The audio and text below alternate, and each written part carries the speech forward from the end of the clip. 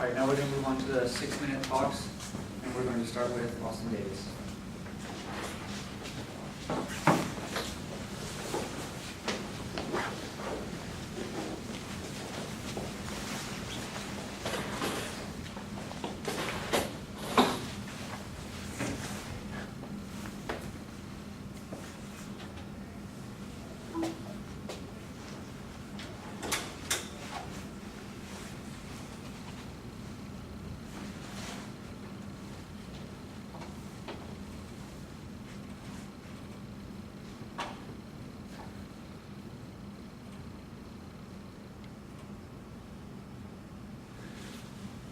All right, good morning. My name is Austin, and the topic we're going to be covering today is how a Yeti works. So a quick outline of the presentations. First, we're going to go over background information. This will include the invention of the vacuum flask and its thermos design. And then we're going to go over an analysis. We're going to analyze a Yeti 20-ounce tumbler cup filled with coffee. We're going to see how much heat is lost. And of course, we're going to do this through our knowledge of heat transfer and thermodynamics, and finally a conclusion. So the background information for y'all. The vacuum flask was first invented by Sir James Dewar. Dewar was a Scottish chemist and physicist. He was first appointed in 1877. He was appointed the professor of chemistry in the Royal Academy in London.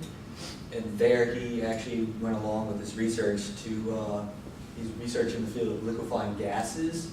So in 1892, to further his research, he actually thought about this idea to make a container to hold the liquefied gases at a very, very low temperature. This container became known as the first vacuum flask, or how he liked to call it, the Dewar flask. Sadly enough, he didn't actually patent the idea, so later on it became commercially successful as a thermos flask. So the design of the thermos flask is very simple, as you can see. It's just two vessels placed one within the other, with the gap between it acting as a vacuum, which reduces convection, conduction, and radiation. So just reviewing the three fundamental modes of heat transfer, we have convection, which is the heat transfer through a fluid, whether it be a liquid or a gas, through molecular motion. Then conduction, which is heat transfer through a solid, through direct contact, through the process of diffusion. And then finally radiation, which is energy being emitted from the surface in the forms of rays. The main thing to take away from this slide is both convection and conduction requires mediums to transfer, and radiation does not. So going along to our analysis, I picked the Yeti 20-ounce Rambler cup. Some specs for y'all is 18.8 grade stainless steel exterior with a copper inner lining.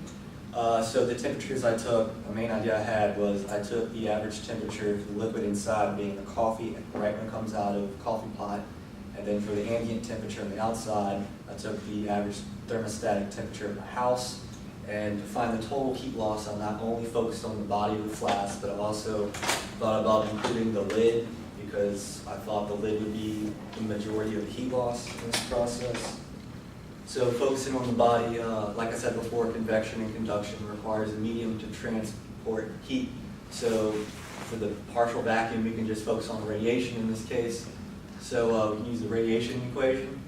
However, I had an unknown temperature on the surface to solve, and that temperature was the very inner copper inner wall temperature to solve. To solve for that, I used the second form of the Gibbs equation that we learned from thermo.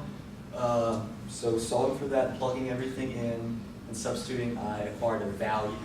So this value wasn't totally correct because I had to make assumptions for radiation.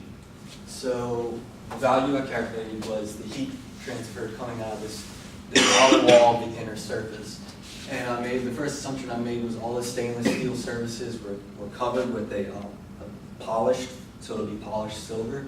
So I did the value I calculated, multiplied it by the absorption rate by the polished surface is equal to what's going into the inner wall of the outer surface. And then I did an energy balance, so what's coming in here is what's leaving. And then finally, the final assumption I made was the absorption rate of the polished surface equaled the emission rate. So the total amount coming out, I had to multiply the value I calculated times the emission rate of stainless steel on that surface. So moving on to the lid. The lid was a bit trickier than the flask itself because there was more than one mode of heat transfer. However, I did make some assumptions to make it simple since we have a time constraint on us. So I assumed that the air around would be static, and then the inside of the cup, the liquid would be filled all the way to the top. Of course, this is just ideal. In reality, there will be a form of free convection coming off the coffee and steam, and even the steam would be hitting the lid and condensing, and that would even form something for the process to really think about. But I just simplified it by ignoring that. And so I also had a surface temperature to solve for, and I used the second form of Gibbs for that as well. And so plugging everything in and calculating, I got a total of 70.4 watts of heat loss, 0.4 in which is coming directly from the flask, and further details for calculations will be seen in the appendix. But the main takeaway wasn't for the flask is it wasn't just the vacuum that was helping it. Since we assumed it was polished silver, the emission rate was lowered and the amount being reflected went up. So that also lowered the total amount of heat transferred. So in conclusion, I made some possible errors from my calculation. I could have made more accurate assumptions. The constants I used, I looked up from the tables, could have been off. And of course, this is really interesting to think about. The type of brew of coffee and the type of coffee maker could actually matter too. That could change the initial temperature used for the temperature difference. And then of course, like I said before, I didn't consider the free convection within the cup. But then all said and done, I found it really interesting studying this topic. Just goes to show you, just an idea from the late 1800s from this professor to further his research. Nowadays, two brothers took that same technology and developed their own line of products and sold and made a lot of money doing so. So thank you for your time, and hopefully you'll have a greater understanding and appreciation for your Yeti cup. Any questions? Right. Any questions? I was a little confused actually. If you go back to the equations, Good. there are interesting equations. The previous one, right there. Right. Yes, right. Previous one. Your unknowns are delta SPP. Right? You don't know that.